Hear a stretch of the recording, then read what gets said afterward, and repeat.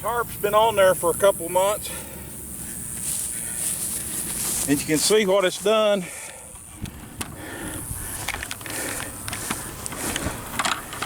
It's killed all the grass.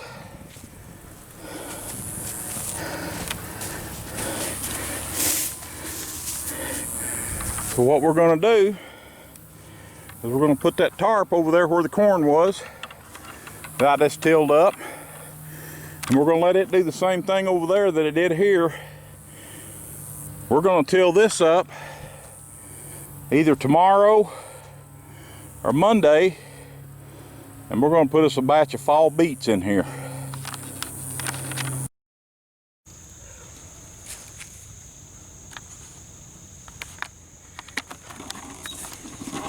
Morning, y'all.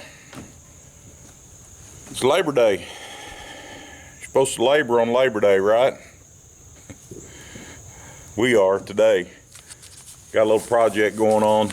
I started Saturday, and what happened was I wanted to get the garden all tilled up. I'd cleaned the garden out, and I started cleaning the garden out, and those swimming pool tarps that I put on there, I got a little close with the tiller, and I spent the rest of the day Saturday digging that swimming pool cover, that tarp, out of that tiller.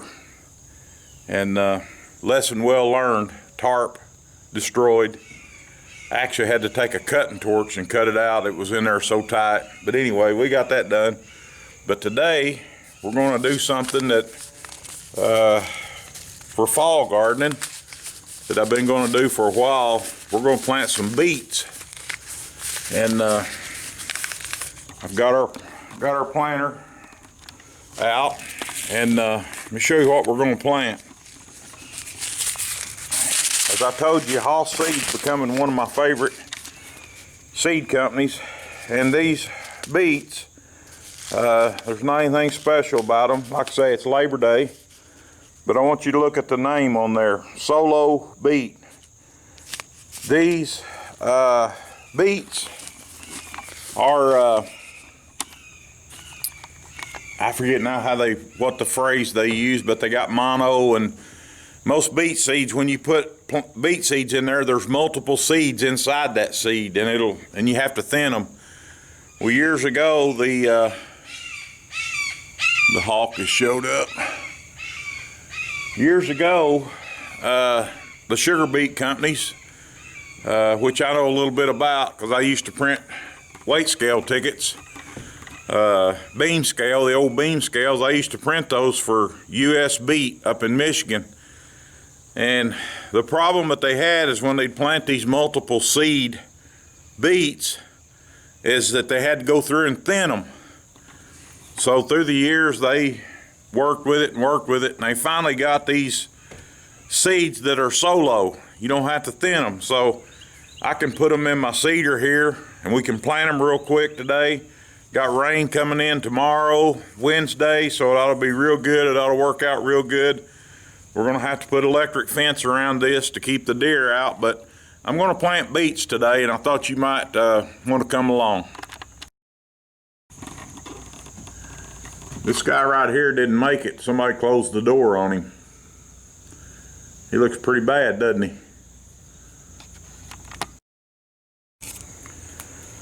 First thing we need to do is change our plate out for our seeds.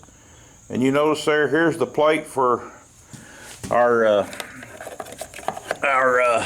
beets. Yeah. Let me get down here. It's early, I'm still stiff. Come on.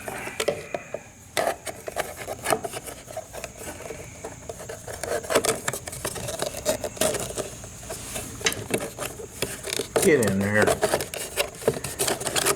There we go.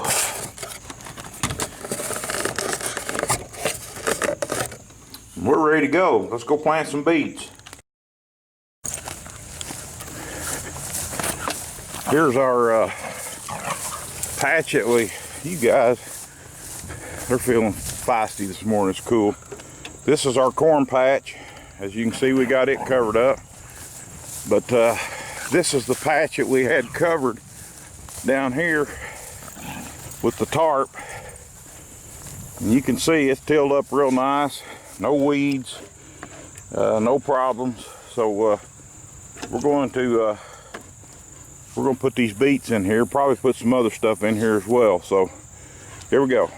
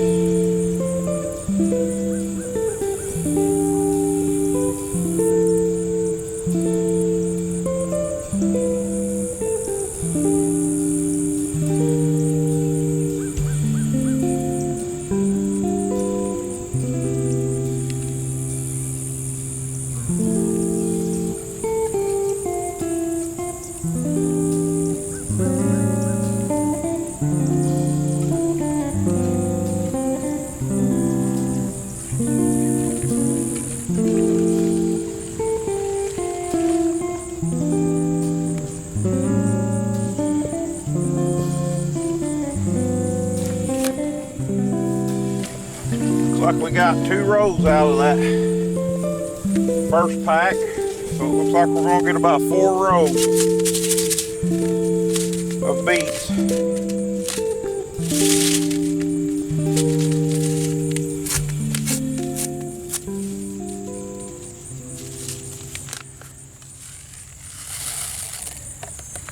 If you'll notice, I was tilting this seeder to the side a little bit. It picks up the seeds better if you do that.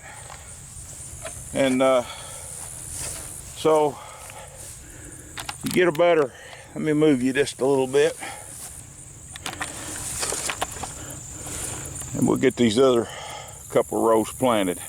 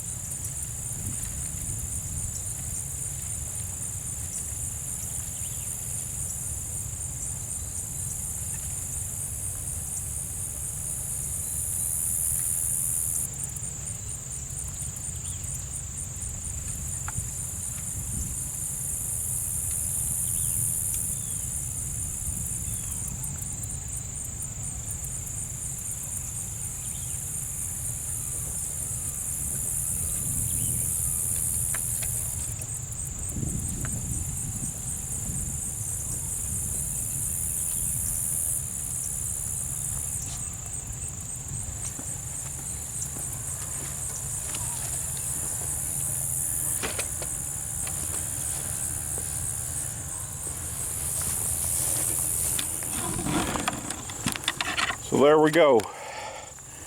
I put these out, these rows out in the middle here because we got a deer problem. And I'm gonna come along back through here and kind of kick some dirt off in these rows. But the rain will bring them on. But that's our beet planting. I'm gonna try to get some more ground tilled up over in the other field over there today. I'm gonna do that right now and see if I can't get some of this sun hemp in the ground, because that ground over there is terribly poor. So let's see what we can do.